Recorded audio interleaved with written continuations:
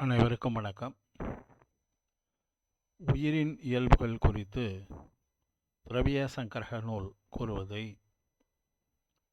நேமிச்சந்திர சித்தாந்த சக்கரவர்த்தி அவர்கள் மிக சுருக்கமாக 2 வரிகளிலே கூறியிருப்பதனை நாம் ஒவ்வொரு காதையாக பார்த்து வருகிறோம்.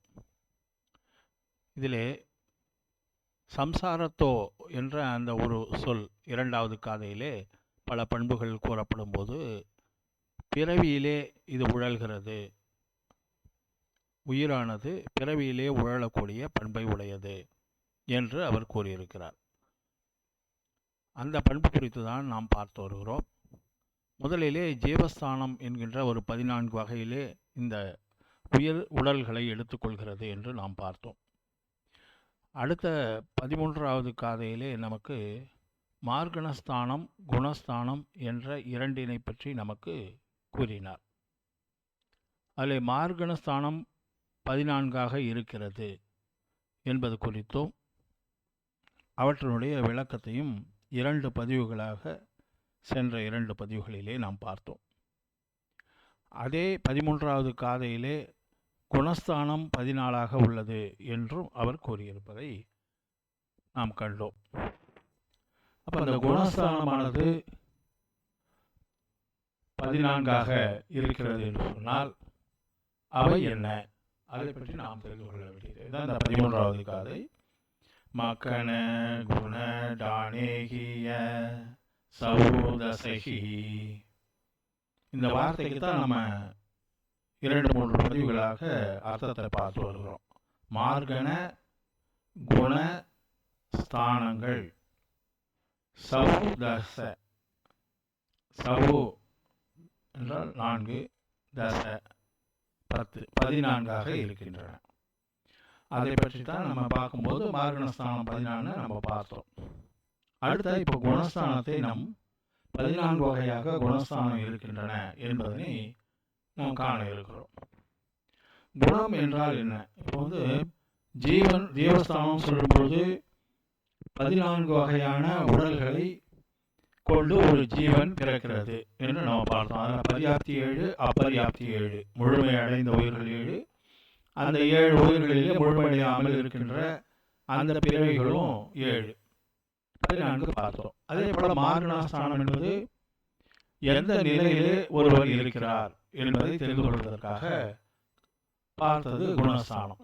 மனித பிரிவினா மனித பிரிவில் இருக்கிறார், அவருடைய சமயத்துவம் எந்த வழியிலே இருக்கிறது, அவர் ஆணாக இருக்கிறாரா பெண்ணாக இருக்கிறாரா, இந்த விஷயங்கள் எல்லாம் ஒரு 14 விஷயங்களாக மார்கணையிலே கூறப்பட்டது.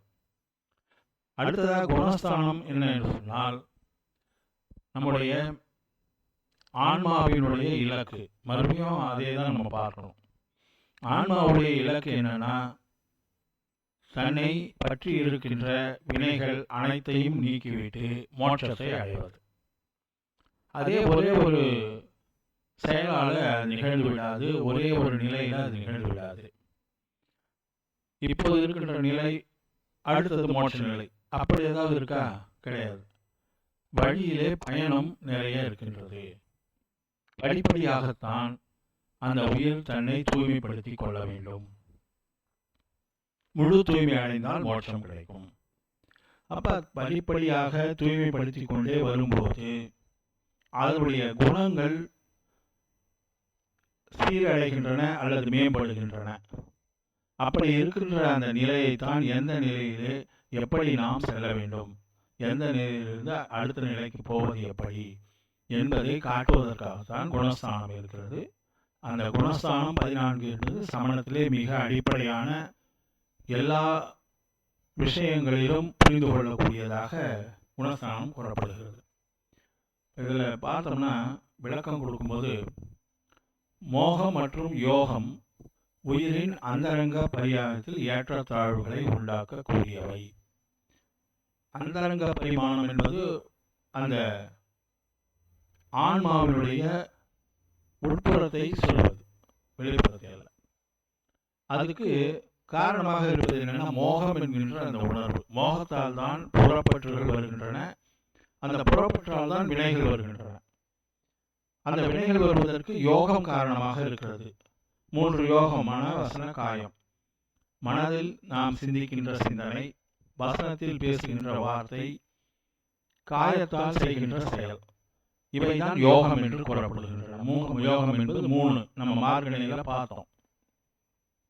அப்ப மோகம் என்ற அந்த உள்ளுணர்வின் காரணமாக, யோகத்தின் மூலமாக அவை நல்லதாக இருந்தால் உயர்வையும், தீயவையாக இருந்தால் தாழ்வையும் உண்டாக்குகிறது. அதில் ஏற்படுகின்ற அந்த மாற்றமானது உயிரின் தூய்மைத்தன்மையை அதிகமாக்கவோ குறைக்கவோ செய்யும். ஏற்ற தாழ்வு இருக்குதுன்னு சொன்னாங்கல்ல, அதுதான். அதன் அடிப்படையில் ஒரு உயிரின் தூய தன்மையை அறிவது குணநிலை. அது எப்படி தூய்மையாக இருக்கிறதா, அசுத்தமாக இருக்கிறதா, இன்னும் எப்படியெல்லாம் தூய்மைப்படுவது, அதுக்கு எப்படி சாத்தியம் இருக்கிறது என்று கூறுவது குணநிலை, குணஸ்தானம். அது 14 வகையாக கூறப்பட்டிருக்கிறது. இந்த குணஸ்தானம் என்பதை நாம் தெரிந்து கொள்வதற்கு மிகவும் அடிப்படையானது வினைகள் என்கின்ற அந்த கூறு. வினைகள் அப்படின்னு சொன்னோம்னா, நாம் செய்கின்ற செயல்கள் அண்டத்திலே இருக்கின்ற பரமாணுக்களை, அந்த வினைகளுக்கு ஏற்ற பரமாணுக்களை சேர்த்து கொண்டு நம்முடைய ஆன்மாவோடு ஒட்டி கொள்கிறது. அதுதான் நம்ம வினையை பற்றி தெரிஞ்சுக்கிறோம்னா சிம்பிளாக செய்யுது. யாரும் எங்கேயோ உட்காந்து கணக்கு எழுதி நாம் செய்கின்ற ஒரு தீய செயலுக்கு இதுதான் இவருக்கு வினை என்று நமக்கு அனுப்பி வைக்கிறது கிடையாது. அதே போல இவர் நல்ல செயல்களை செய்கிறார் என்று அங்கே கணக்கு எழுதி வச்சுக்கிட்டு நமக்கு நல்ல விதமான வினை தோள்களை அனுப்பி வைப்பது கிடையாது. நாம் செய்கின்ற அந்த யோகம், அந்த செயல், அந்த எண்ணம், அது அண்டத்திலே இருக்கின்ற கர்ம புற்கள அணுக்கள், பரமாணுக்கள், அதற்கு தகுதியான, இந்த வினைக்கு தகுதியான பொருட்கணுக்கள் 8 விதமான வினைகள் சொல்லுவோம். அந்த 8 விதமான வினைகளுக்கும் தகுதியான பொருட்களை அணுக்கள் இந்த அண்டத்திலே இருந்து கொண்டிருக்கின்றன. நாம் செய்கின்ற வினையால் அந்த அணுக்கள் நம்முடைய ஆன்மாவோடு வந்து ஒட்டி கொள்கிறது. இதுதான் வினை. நம்ம தான் வினையை சம்பாதிச்சுக்கிறோம். நமக்கு கணக்கு எழுதி வச்சுட்டு மேலே இருந்து ஒருத்தன் வந்து நமக்கு எந்த வினையும் அனுப்புவது கிடையாது. இது ரொம்ப சமணத்தினுடைய அடிப்படை தத்துவம். அதை நாம் புரிந்து கொள்ள வேண்டும். நாம் செய்கின்ற செயல்கள், எண்ணுகின்ற எண்ணம், பேச்சு, இந்த 3 யோகத்தால் வரக்கூடியவை நம்முடைய விருப்பு, வெறுப்பு, மோகம், இவற்றால் அந்த அந்த அணுக்கள், அண்டத்திலே இருக்கின்ற கர்ம அணுக்கள், அவை ஒன்று கூடி வினைகளாக மாறி நம்முடைய ஆன்மாவோடு பந்தித்துக் கொள்கிறது. அதை நம்ம அடிப்படையில் நம்ம புரிந்து கொள்ள வேண்டும். அப்படி இந்த வினைகள் நம்ம இதோட வந்து செல்லுதுன்னா 2 விதமாக அந்த வினைகளை காட்டுகிறார்கள். காதி வினை என்பது 4 வகையாக இருக்கிறது. ஞானாவரணியம், தர்சனாவரணியம், மோகனியம், அந்தராயம் என்று 4 வகையாக காதி வினைகள். காதி வினை என்று சொன்னால் ஆன்மாவுக்கு இந்த அழுக்கினை உண்டாக்குவது அல்லது நேரடியாக இன்னலை தருவது, நாம் செய்கின்ற செயல்களால் வரக்கூடியது. இந்த காதி வினைகளை அகற்றுவதுதான் சிரமமாக இருக்கும். அகாதி வினைகள் என்று சொன்னால் நம்முடைய பிறவியின் காரணமாக, ஏற்கனவே சம்பாதித்து வைத்திருக்கின்ற வினைகளின் காரணமாக இந்த பிறவியில நமக்கு வருவது, அவை 4ஆக கூறப்படுகிறது. காதி வினைகள் ஞானாவரணியம், தர்சனாவரணியம், மோகனியம், அந்தராயம் என்றும், அகாதி வினைகள் வேதனியம், ஆயுள், நாமம், கோத்திரம் என்றும் 4 வகையாக மொத்தம் வினைகள் 8 வினைகள் என்பது அனைவருக்கும் தெரிந்த விஷயம்தான். அஷ்டகர்மம் என்று சொல்வார்கள். இப்போ இந்த வினைகளை பற்றி நாம் தெரிந்து கொள்வது, முதலிலே ஞானாவரணியத்தை பற்றி நாம் தெரிந்து கொள்ளலாம். ஞானாவரணியம் 5 வகையாக இருக்கிறது. நம்ம அடிப்படையிலே பார்த்தோம். சமணத்தினுடைய அடிப்படை என்ற ஒரு சில பதிவுகள் நம்ம செய்திருந்தோம். நம்ம அருங்கலட்சப்பு நூலுக்கு முன்னாடி அதை செய்திருந்தோம். அந்த பதிவுகளில் இதெல்லாம் வந்திருக்கோம், நினைவுபடுத்திக் கொள்ளலாம். மதி ஞானம் என்று ஒன்று இருக்கிறது, சுருத ஞானம் இருக்கிறது, அவதி ஞானம் இருக்கிறது, மனப்பிரிய ஞானம் இருக்கிறது, கேவல ஞானமானது இருக்கிறது ஆன்மாவுக்கு. அதிலே ஆவரணம் என்று சொன்னால் மறைப்பு என்று அர்த்தம். மதி ஞானா ஆவரணம், மதி ஞானா அவரணியம் என்று சொல்வார்கள். ஆவரணம் என்று சொன்னாலும் அதுதான், வரணீயம் ஆவரணியம் என்று சொன்னாலும் அதுதான். அந்த மதி ஞானம் நமக்கு எப்படி கிடைக்கிறது? புலன்களின் மூலமாக கிடைக்கிறது. ஒரு பொருளை பார்க்குறோம், பார்த்து என்ன பொருள்னு தெரிஞ்சுக்கிறோம். ஆனால் நம்ம பார்க்குற எல்லா பொருளையும் நம்ம தெரிஞ்சுக்க முடியுமா? கிடையாது. நம்ம புதுசாக பார்க்குறதோ அல்லது ஏற்கனவே பார்த்ததுலே பல புரியாத பொருள்கள் இருக்கும், அதை மீண்டும் பார்த்தாலும் நமக்கு அது புரிய போகிறதில்ல. அது என்ன பொருள்னு தெரியாது. புதிதாக பார்க்கின்றது ஒரு மெக்கானிக்கு, ஒரு மிஷினு, கம்ப்யூட்டரில் இருக்கக்கூடிய பாகங்கள், இதையெல்லாம் நம்ம பார்த்து தெரிந்து பார்க்கிறோமே தவிர அது தெரிவது கிடையாது. அதே போல சுருத ஞானாவரணம் என்பது படிப்பது, கேட்பது, கேட்டு தெரிந்து கொள்வது. இது சுருத ஞானம். அந்த ஞானத்திலையும் படிக்கிற எல்லாமே புரியுதா எல்லாருக்கும்னா கிடையாது. கேட்கின்ற விஷயங்கள் காதுல விழும், ஆனால் அதனுடைய அர்த்தம் நமக்கு புரிகிறதா என்றால் பல விஷயங்கள் புரியாது. பள்ளிக்கூடத்தில் படிக்கிற பசங்களை எடுத்துக்கிட்டா கூட கிளாஸை அட்டன் பண்ணுவாங்க, ஆனால் சில பசங்களுக்கு புரியும், சில பேருக்கு புரியாது. ஏன் அந்த விஷயம்னா அவர்களுக்கு இருக்கக்கூடிய மறைப்பு, அதுக்கேற்ற மாதிரி தான் ஞானம் சேரும். பார்க்கின்ற பொருள் அதற்கேற்ற மாதிரி தான் மதி, அந்த பொருளை தெரிந்து கொள்கின்ற விஷயத்தில் தான் மதியானது சேரும். எல்லோருக்கும் இவை ஒரே மாதிரி இருப்பதில்லை. காரணம் என்னவென்று சொன்னால் ஒவ்வொருவருக்கும் அவர்களுடைய வினைகளுக்கு ஏற்ப மறைப்பு இருக்கிறது. அதிக மறைப்பு இருந்தால் புரியாது, தெரிந்து கொள்ள முடியாது. குறைவான மறைப்பு இருந்தால் நன்றாக புரியும், தெரிந்து கொள்ள முடியும். இந்த ரெண்டு தான் நம்ம மனிதர்களுக்கு, நம்ம சாதாரணமாக இருக்கக்கூடிய நமக்கு இருக்கக்கூடியது. அதாவது இல்லறத்தில் இருக்கக்கூடிய நம்ம அன்றாட வாழ்க்கையில் இருக்கக்கூடிய மனிதருக்கு நமக்கு இருக்கக்கூடியது இந்த மனித சொல்ல ஞானங்கள். அவை மறைப்பினால் வரக்கூடிய அந்த வினைகள் ஞானாவரணியம், சுருத ஞானாவரணியம் என்று வரப்படுது. அதே போல அவதி ஞானமானது முனிவர்களுக்கு தோன்றக்கூடியது நம்ம பார்த்தோம். எல்லா முனிவர்களுக்கும் அவதி ஞானம் வந்திருந்தா ஒரே அளவில் இருக்குதானா? இல்லை. அதற்கு காரணம் அந்த அவதியில மறைப்பு இருக்கிறது. அந்த மறைப்பு விலகத்தான் அது முழுமையடையும். அது தூரத்தில் இருக்கின்ற உருவப் பொருள்களை, கண்ணாலே பார்க்காத பொருள்களை, உருவப் பொருள்களை தெரிந்து கொள்வது அவதி ஞானம். அதிலே மறைப்பு இருக்கும். நமக்கு அவதி ஞானாவரணியம் இருக்கிறது, ஏன்னா நமக்கு அந்த மாதிரி விஷயம் தெரியல.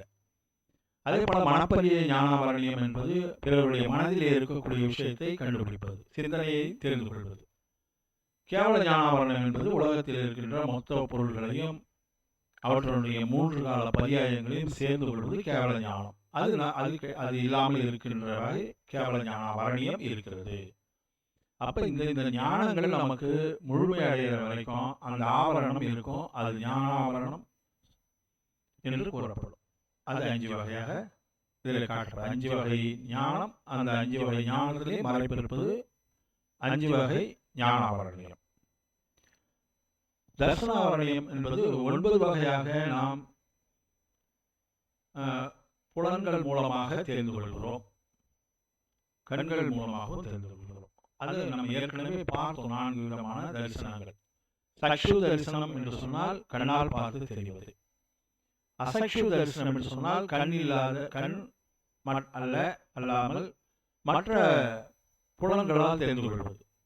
இருட்டாக இருக்கும், நம்ம பார்க்க முடியாது, ஆனால் தொட்டு பார்த்து தெரிந்து கொள்ளலாம், வாசனையை பார்த்து தெரிந்து கொள்ளலாம், அந்த சத்தம் வருகின்ற ஒளியை கேட்டு காதால் தெரிந்து கொள்ளலாம், சுவைத்து பார்த்து அது என்ன பொருள்னு தெரிந்து கொள்ளலாம். இந்த மாதிரி கண் பொறி அல்லாத மற்ற பொறிகளால் தெரிந்து கொள்ளக்கூடியது அசக்ஷு தரிசனம். சக்ஷு என்றால் கண், அசக்ஷு கண் இல்லாத கண் தவிர மற்றவை. அதே போல அவதி தரிசனம் நம்ம பார்த்தோம், ஏற்கனவே தெரிஞ்சுக்கிட்டோம். அந்த தரிசனம் கிடைக்காமல் இருப்பது தரிசனாவரணம்.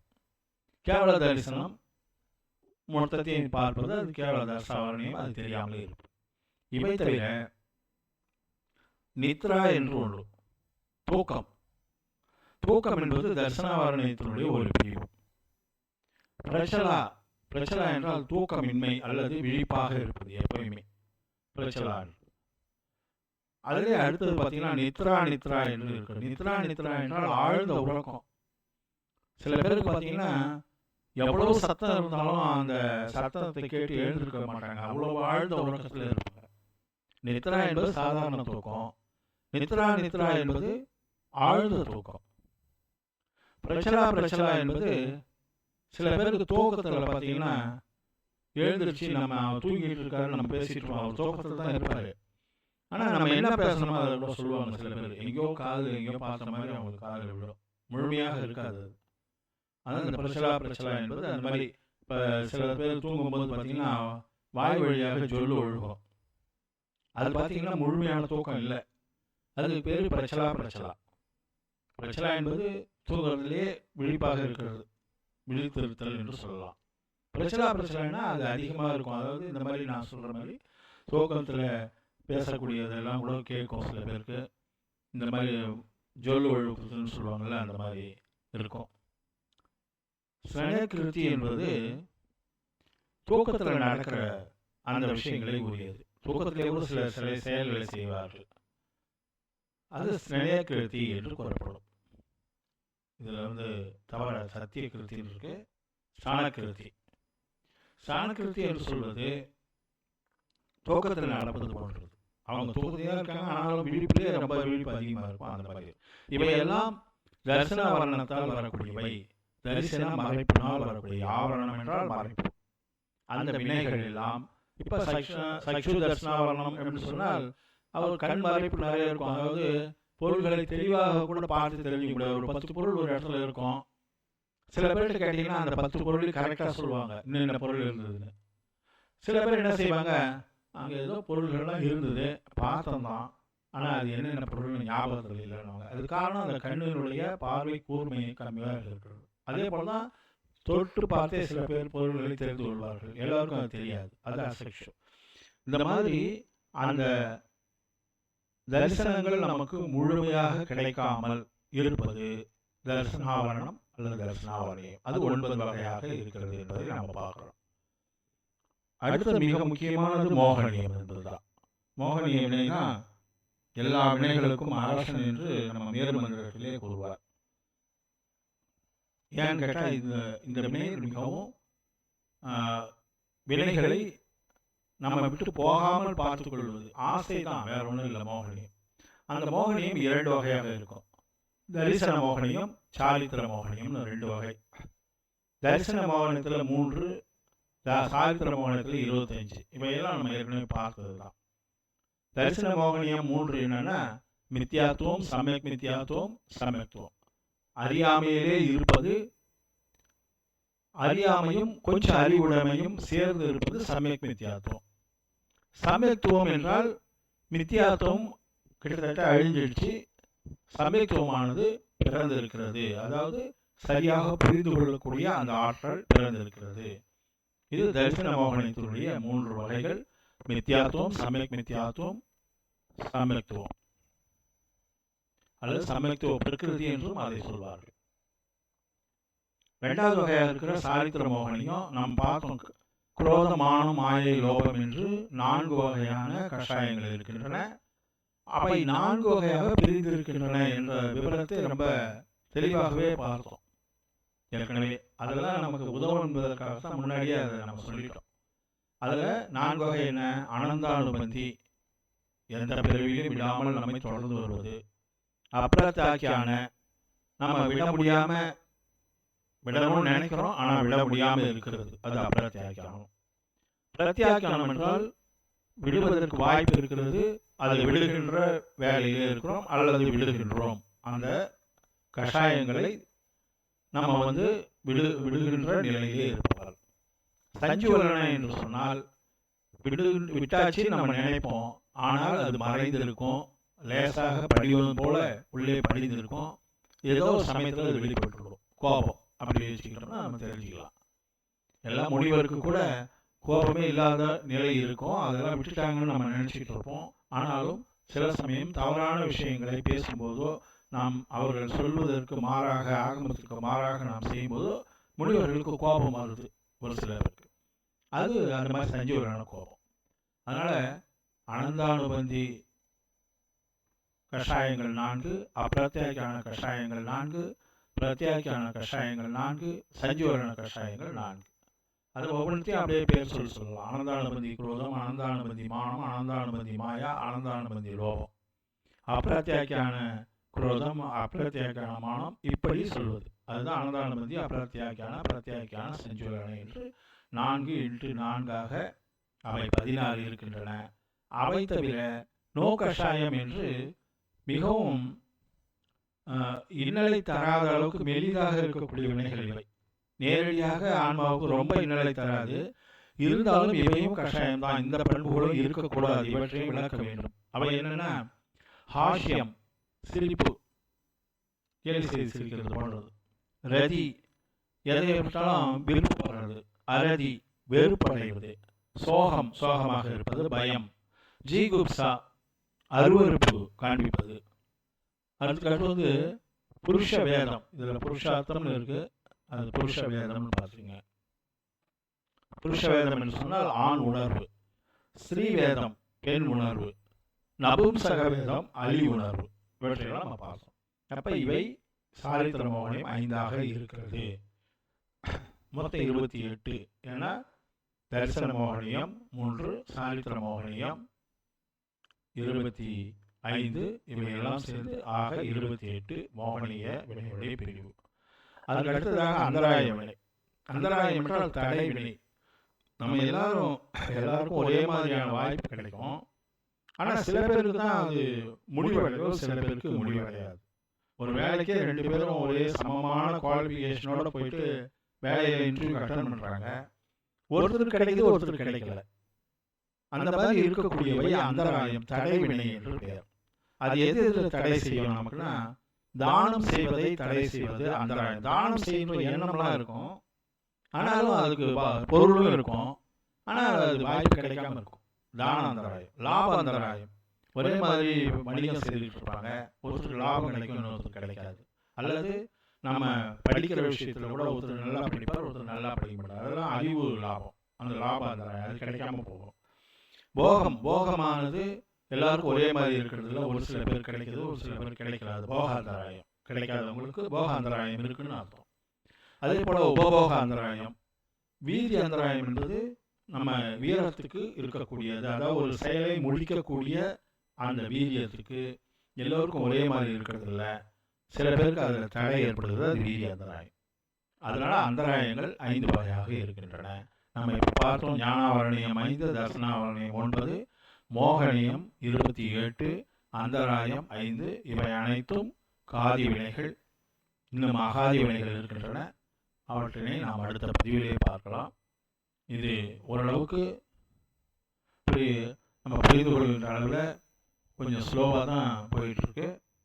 சரியான விதத்தில் இருக்கான்றதையும் நீங்கள் உங்களுடைய கமெண்ட்டில் சொல்லுங்கள். யூடியூப்லேயும் நான் இதை அப்லோட் பண்ணுறேன். நம்ம வழக்கம் போல் இந்த ஒளிப்பதிவாகவும் இதை நான் நம்ம குழுக்களில் பகிர்கிறேன். அதனால் அப்படி வரும்பொழுது அதற்கான உங்கள் சஜஷன்லாம் சொல்லுங்கள். அதுக்கேற்ற மாதிரி நம்முடைய இதை மாற்றிக்கொள்ளலாம் என கூறி இந்த வாய்ப்புக்கு நன்றி கூறி விடுத்துக் கொள்கிறேன். நம்ம இதில் சொல்லியிருக்கிற மாதிரி யூடியூப்லேயும் அப்லோட் பண்ணிட்டு இருக்கிறோம். இப்போ ஓரளவுக்கு சவுண்டு இம்ப்ரூவ் ஆகிருக்குன்னு தான் ஒரு சிலர் சொல்வதை நாம் தெரிந்து கொண்டேன். அதுக்கான முயற்சியும் நம்ம செய்யலாம். அதனால் தொடர்ந்து யூடியூப் பார்க்குறவங்க, யூடியூப் வழியாக இதை தெரிந்து கொள்பவர்களுக்கு காட்சிப்படுத்துகிறதுக்காக தான் யூடியூப்பில் கொண்டு வரேன், வேறு ஒன்றும் இல்லை. நம்ம சொல்லும் பொழுது ஒரு சில காட்சிகள் இருந்தால் அது மனதிலே பதிவு புரிவது எளிதாக இருக்கும். எனக்கும் கொஞ்சம் அது எளிதான விஷயம் அதில் காமிச்சு சொல்வது. அதனால் யூடியூப்பில் கொண்டு வரேன். அதை தொடர்ந்து பார்த்து கொண்டு இருக்கின்ற அனைவருக்கும் சார்பாக நன்றியை தெரிவித்துக் கொள்கிறேன். அதே போல் இந்த யூடியூப்பை தொடர்ந்து அது அனைவருக்கும் கிடைப்பதற்காக அதை சப்ஸ்கிரைப் செய்து கொள்ளுமாறு நம்முடைய பபியர்கள் அனைவரையும் பணிவோடு கேட்டுக்கொள்கிறேன். நன்றி, வணக்கம். ஜெய் ஜினேந்திரா, இளங்கோ திருமொழி, திண்டிவனம்.